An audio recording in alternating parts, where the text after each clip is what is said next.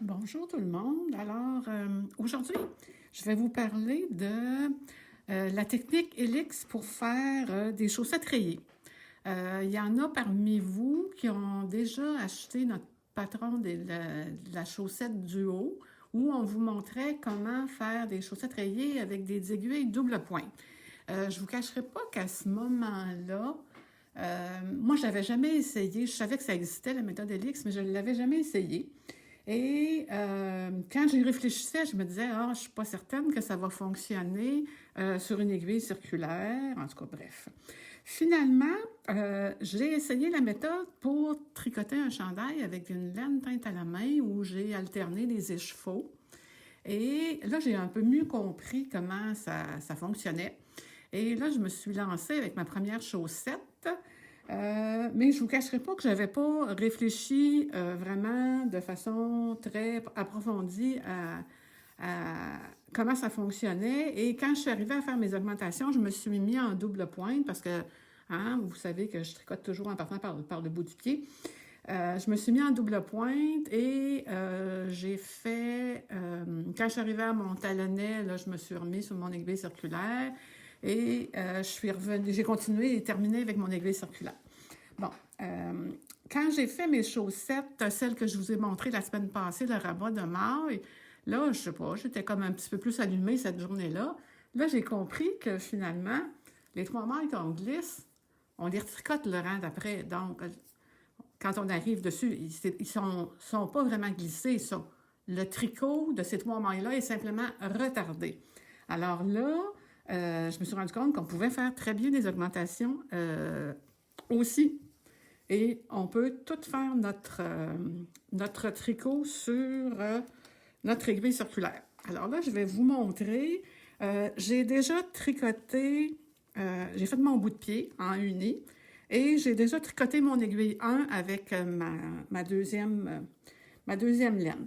Bon, les chaussettes rayées, là, moi j'adore ça parce que quand on fait une paire de chaussettes de dame, ça va nous prendre 70, 72 grammes de laine. Il va vous rester une trentaine de grammes aux alentours de ça. Et si vous prenez une laine unie, et que vous faites vos bouts de pied, talons et côtes avec votre laine unie, vous allez avoir amplement de votre 30 grammes pour faire des chaussettes rayées. Alors, c'est une bonne façon d'utiliser vos restes de laine. J'aime vraiment ça pour ça. Alors, donc là, j'ai déjà tricoté mon aiguille 1, là, histoire de ne pas faire durer le petit direct pendant trop longtemps. Et je vais vous montrer comment je procède. Celles qui ont acheté Eh mon Dieu, comment ça j'ai dû... Je viens de voir que c'est sombre. Attendez un petit peu, je vais essayer de placer. Je ne comprends pas pourquoi c'est aussi sombre. Attendez un petit peu. Attendez-moi 2 secondes, je vais aller ouvrir mon store. Il fait beau soleil dehors.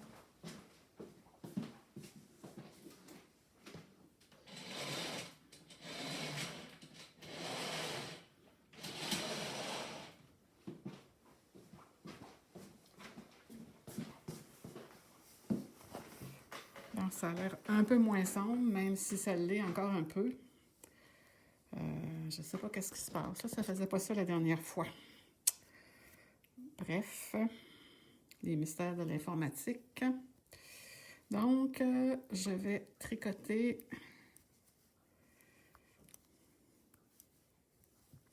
pour me rendre jusqu'à mes 3 dernières mailles. Alors là, je suis sur l'aiguille 2. Hein? Je vous ai expliqué tout à l'heure que j'avais commencé avec... mon aiguille 1 était déjà tricotée. Je tricote mon aiguille 2.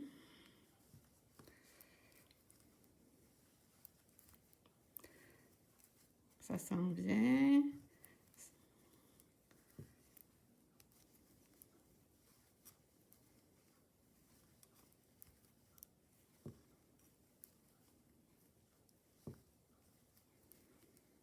Oups, j'ai passé droite. Il m'en reste 3. Bon. Alors là, il m'en reste 3. Vous allez voir, ici, là, vous avez l'impression que j'en ai 2, mais il y en a juste une. C'est parce que moi, je tricote toujours Je ne fais pas la première maille parce qu'on la voit sur le dessus. Je fais la dernière maille de mes rangs d'augmentation de bout de pied avec mes 2 laines pour éviter que ce soit que la première maille soit toute molle, là. Alors là, je glisse mes 3 dernières mailles. Et là, ça va m'amener à, quand je tourne,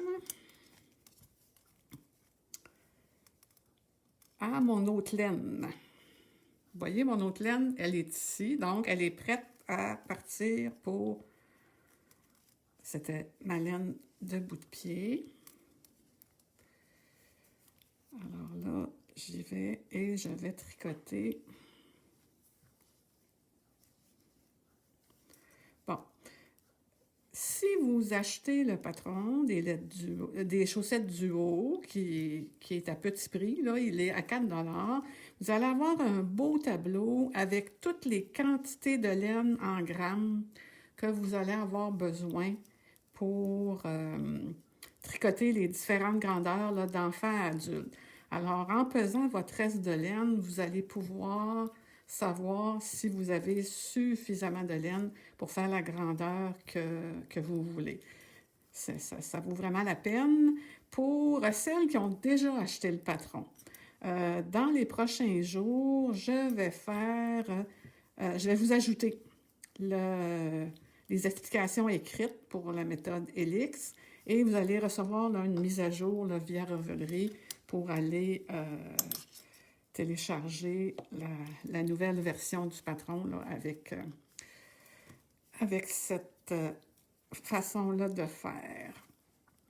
Donc, là, j'arrive à ma 2e aiguille. J'espère que vous n'avez pas trop mal au cœur en regardant ça. Désolée pour l'ombrage. Je vais essayer de voir c'est quoi mon problème pour pas que ça fasse ça la prochaine fois. Faire des petits directs s'il s'agit de recommencer pour y prendre goût. Alors donc, je me rends jusqu'à encore toujours mes 3 dernières mailles que je vais glisser.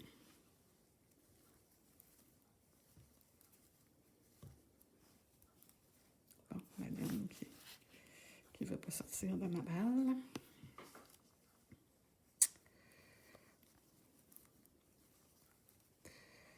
Bon, alors vous voyez, ce sont mes 3 dernières mailles ici. Je vais les glisser. Et là, je change de laine.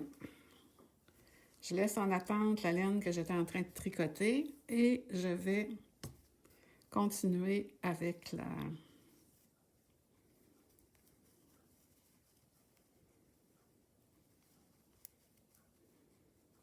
Bon, là, il ne faut pas que j'oublie de tricoter mes 2 brins ici ensemble là, parce que ce n'est pas 2 mailles. Alors, comme vous voyez, ici, je me trouve à avoir 6 mailles. Parce que ça fait, je n'avais laissé 3 et là, je viens d'en refaire 3. Ça fait que ça va se déplacer comme ça tout le tour, tout le temps que vous allez tricoter. Quand vous allez arriver à vos augmentations, vous allez déterminer est-ce que je fais mes augmentations si vous faites des intercalaires ou avec des jetés que vous tricotez en maille torse, là, le rang suivant. Vous allez déterminer avec quelle couleur de laine vous allez faire vos augmentations.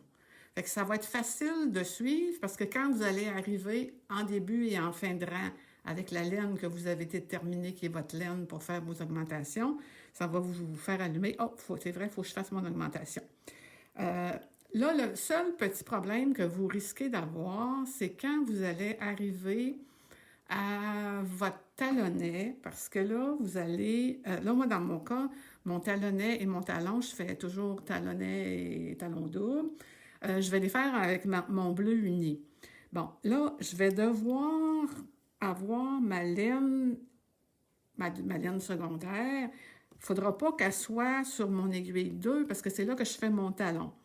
Alors là, je vais, pour cette étape-là, dépendamment où ça va arriver, mais ça, où ça va arriver, on ne le sait pas d'avance, on le voit quand on est rendu là, puis ça ne peut pas toujours être la même chose parce qu'on ne fait pas toujours le même nombre de rangs, dépendamment de la grandeur qu'on fait.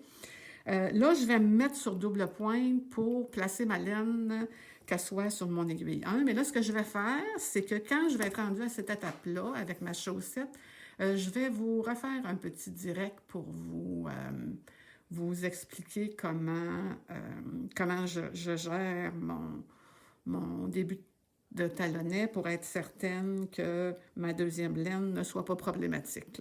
C'est certain que ça va vous prendre quand même des doubles pointes. Si vous n'en avez pas, ça pourrait être un petit peu compliqué. Là. Je vous avoue que je ne vois pas comment on pourrait le gérer autrement là, que d'y arriver avec des doubles points. Alors, ça va être tout pour aujourd'hui. Vous avez, je peux vous mettre le lien pour les chaussettes du haut, là, si jamais il y en avait parmi vous qui ne l'avaient pas encore, qui voulaient l'acheter. Je vais vous mettre sur une autre publication le lien. Et si vous avez des questions, ben, gênez-vous pas pour les poser. Puis je vais essayer de gérer mon problème de zone sombre pour le prochain direct. Alors, bonne fin de journée tout le monde. Bye! Bon tricot!